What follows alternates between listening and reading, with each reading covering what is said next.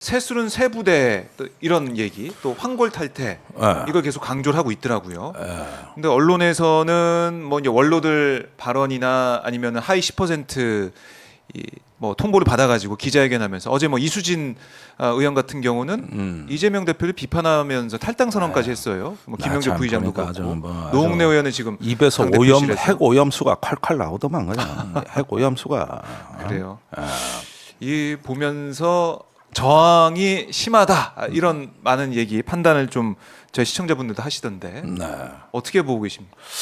그러니까 있을 수 있는 소란이라고 봅니다. 그런데 아주 조금 더티해지는 게 내가 보니까 좀 우려스러운데 그런데 과거에 2012년 총선 때 민주당 공천이 참 시끄러웠거든요. 그때 정청래 컷오프 되고 맞아요. 예, 그 이해찬 공천 탈락하고 그때가 제일 시끄러웠을 때요. 그때 네. 김종인 비대위원장 시절입니다. 그때 아마 2016년? 16년인가? 6년일 걸로 제가 16년인가? 6년일 것 같은데 그렇죠? 예. 김종인 비대위원장 시절이에요. 네. 근데도 그때 민주당이 선거에서 이겼거든요. 그 소란에도 무릅쓰고. 그때도 엄청났죠. 예. 예. 근데 이런 게 있는 거죠. 네. 뭔가 그럴만 했으니까 했겠지 이렇게 시중 여론이 형성돼 있었어요. 우선 당 대표는 문재인이지만은 저기 공천 앞두고 비대위원장으로 김종인을 모신 거 아닙니까? 그것도 사실 상식을 깨는 예상 밖의 인선이었어요. 그렇게 돼서 이중 권력이었어요. 네. 그러니까 김종인 위주로 간다는 거고 새로운 어떤 희망을 만들려고 저러는 거겠지 하고 사람들이 이해를 해준 거야. 그러면 지금도 공천 파동이란 게 있는 건데 네. 그때와 뭐가 다르냐? 지금은 임혁백 공관위원장이 혼자 모든 걸 다 저기 감당하고 처리하고 있는 거예요. 이게 잘못됐다는 거예요. 임혁백 공관위원장은 네. 관리자지 그 사람이 정치인이 아니란 말이에요. 그러니까 김종인은 정치인이었다고. 근데 여기는 정치인이 아니야. 그냥 예. 고려대 교수야. 네. 그러니까 이거를 진두지휘하는 사람이 자기의 희망을 만드는 사람은 아니잖아. 그러니까 이럴 때는 이 어느 정도 소란이 끝나고 나서 이게 이제 막 무질서하게 그 지금 분위기가 전개되고 있는데 네. 얼마 후에 이재명 대표가 이제 공천의 어느 정도 후유증의 말미쯤에 등장을 해서 본인 정치를 시작하지 않으면 여기에 갇혀버릴 수가 있는 거예요. 그러니까 지금까지 민주당이 변변한 정책 하나 발표한 게 없어요. 이 정책 주도력이라는 게 지금 민주당이 회복해야 될 고지입니다.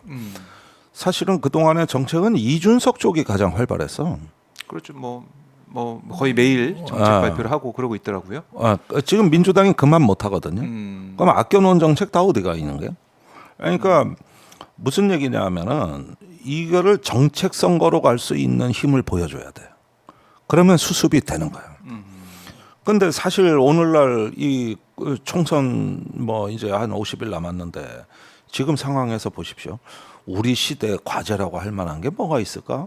불평등, 기후위기, 그다음에 평화, 그다음에 이제 주변국 외교 이런 걸 통해 가지고 이제 기업에 당면한 어떤 어려움을 돌파하는 지금은 국가 대전략이 나와야 될 시점이거든요. 일본은 그걸 하고 있지 않습니까? 그래서 김정은 위원장도 만나겠다 그러고 지금 일본으로 돈과 자본이 몰려들고 있잖아요. 주가는 사상 최고치를 찍었고요. 네. 그런데 일본의 대국 전략이 보인다고. 대국 전략. 근데 우리는 소국 전략만 보이는 거예요. 이러다가 일본 뒤에만 쫓아다니게 생겼고 점점 우리는 쇠퇴국가, 실패국가, 쇠락하는 국가 이렇게 돼가고 있는 건데 위기감이 있죠. 여기서 이제 그 총선에서 우리 나라가 어떻게 되는 거고 지금 무슨 문제가 있는 거에 대한 얘기가 전혀 없잖아. 기후 위기가 있어, 불평등 문제가 있어, 아무것도 없거든. 그러니까 정책 한 군데가 뻥 뚫려 있는 거예요. 완전히 공백 상태로 가는 거죠. 그러면 시대 정신이 없어. 지금은 뭐 공천이 어떻다, 연합이 어떻다, 비례대표가 어떻다. 그거 아무것도 아닌 문제요. 그거는 선거 때 그때만 문제되는 거라고. 근데 문제는 그게 아니라 그럼 어떤 시대 정신과 우리가 그 어떤 그 국가적 의제를 다루는가 이 정책 선거가 실종돼 있는데 이 정책 주도력, 정책 회복력을 보여줘야 된다.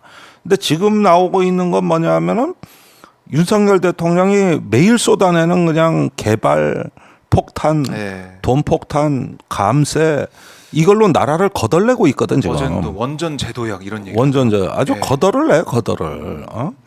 원전에 대해서는 거의 종교적 그 맹신을 갖고 있다고. 광신도라고. 네. 거기에다 개발에다 그래 윤 대통령이 이러면은 국가가 거덜난다고 비판했던 과거의 정치인은 윤석열이었다고. 문재인 정부가 예, 뭐 어쩐다 빚이 늘어난다 뭐 포퓰리즘이다 뭐 그러는데 지금 내가 본 중에 우파 포퓰리즘이 극에 달하는데 거의 트럼프 수준이란 말이야. 이러다가 나라가 거덜나게 생겼는데 이럴 때 대안 의제라는 게 나온 적이 없다고. 이것이 이제 민주당과 개혁 세력들이 감당해야 될 몫인데 우리도 똑같이 그 장단에 춤을 추고 그다음에 맨날 공천이 어쩌다 그러면 선거 필패죠. 사실은 서울은 이미 뒤집혔어요. 제가 알기로는 그래요. 벌써 4개 내지 5개 여론조사가 똑같은 데이터를 내놓고 있는데 네. 물론 여론조사 꼭 같은 경우는 반대 데이터지만 이것도 하루 이틀이지 쌓이다 보면 위험해져요. 그런데 저쪽은 어떤 인간의 욕망을 자극하는 개발 공약으로 승부를 보고 있거든요. 그런데 진보는 도덕으로 응답하고 있어요. 그러면 도덕이 밥 먹여주나? 그러니까 그 도덕도 다 같이 잘 살 수 있는 도덕까지도 구체화돼야 되는데 그냥 소극적 비판에 머무르고 마는 겁니다. 그러니까 이러다간 선거 필패다.